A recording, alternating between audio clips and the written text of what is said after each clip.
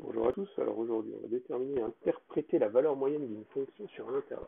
Donc première chose, il va falloir qu'on définisse ce qu'est la valeur moyenne d'une fonction. Pour ça, on va utiliser l'intégrale et dire que la valeur moyenne d'une fonction, alors on va la noter mu souvent cette valeur moyenne, ce sera l'intégrale de a à b de f sur b-a, c'est-à-dire 1 sur b-a pour l'intégrale de a à b de f. On va voir comment on peut interpréter ça. Alors, interprétation géométrique. On va considérer ici une fonction, ici f, d'accord, dont la courbe est tracée. Ok, on a la courbe qui est tracée pour la fonction f. Voilà. Bon. On sait que nous, ce qui est assuré comme ça, là, avec ces traits-là, qui est l'air sous la courbe, est égal à l'intégrale de a à b de f.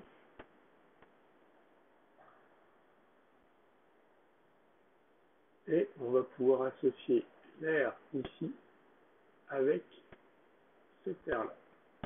Pourquoi? Parce que ici, si vous dites que votre rectangle ici, dans lequel il y a le double quadrillage, en quelque sorte, où c'est quadrillé dans les deux sens sur le rectangle, ben, votre rectangle, son aire, donc l'aire du rectangle,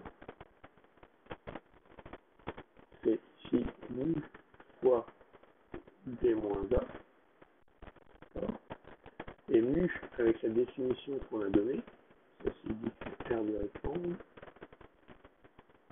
avec la définition qu'on a donnée de mu, c'est 1 sur d moins a intégrale de a à b de f de t dt.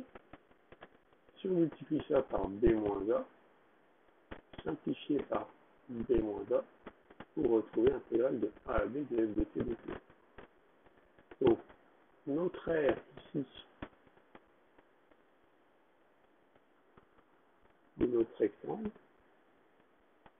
qui est cette aire-là, c'est ça, on vient de vous montrer qu'elle est égale à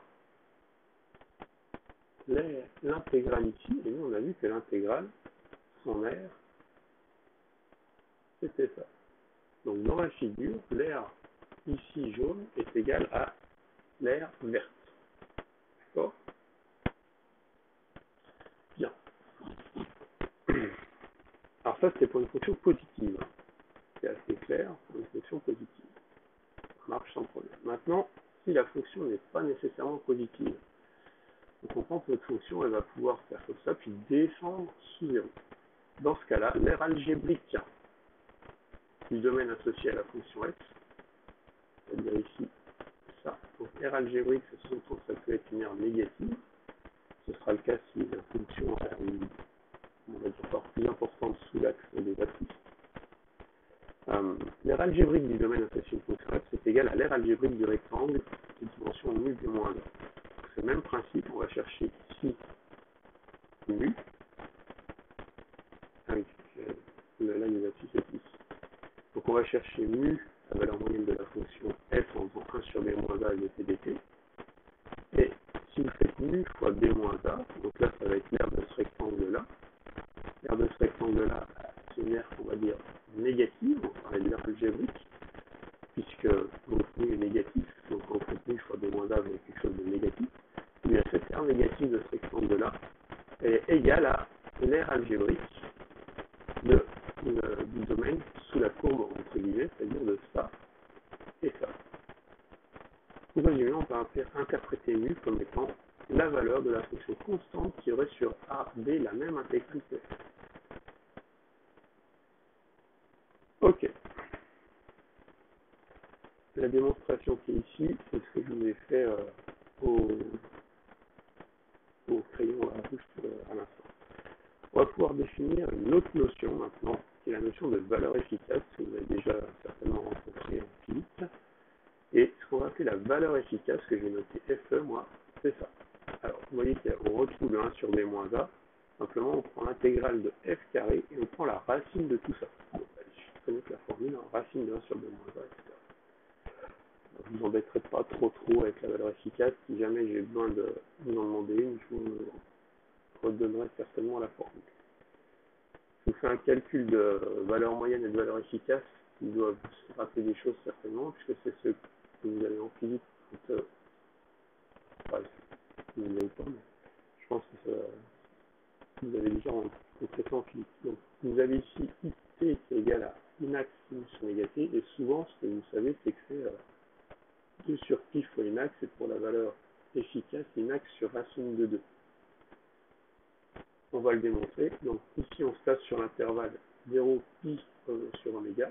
Donc 1 sur b moins a, c'est pi sur oméga moins 0. Intégrale entre a et b pour la valeur moyenne de Imax sinus oméga t. Le Imax peut sortir de l'intégrale puisqu'il est constante. 1 sur pi sur oméga, c'est la même chose que oméga sur pi, mais c'est ça. Maintenant j'intègre un sinus oméga t. Une primitive de sinus oméga t, c'est 1 sur oméga cos oméga t, mais avec le moins. Donc moins 1 sur oméga cos oméga t. Maintenant j'évalue ça entre pi sur oméga et 0. C'est donc moins, alors au passage vous avez vu que j'ai simplifié pour oméga là. Donc Imax sur pi, moins cos de oméga pi sur oméga, moins moins qui fait plus, cos de oméga fois 0. Ici, cos pi moins cos pi, ça fait moins 1. Et cos 0, ça fait 1. Donc j'ai finalement 2. Donc c'est bien 2 fois Imax sur pi. Pour la valeur efficace, la formule vous la rappelle, racine de 1 sur b moins a, intégrale entre 0 entre a et b, donc ici 0 et pi sur oméga, de la fonction au carré. Alors là, on va utiliser pour faire ça, dans un premier temps, que le Imax qui prend le carré le sort de l'intégrale, on retrouve ici. Le 1 sur pi sur oméga, ça fait notre oméga sur pi.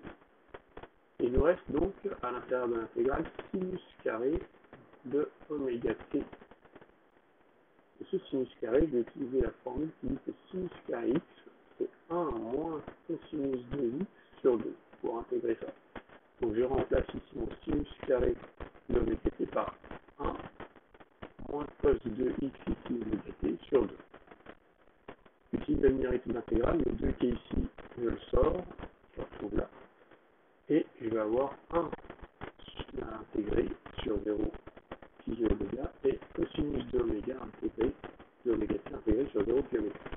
Une primitive de 1 sur t, une primitive de 2 oméga t, c'est 1 sur 2 oméga sinus de 2 oméga t.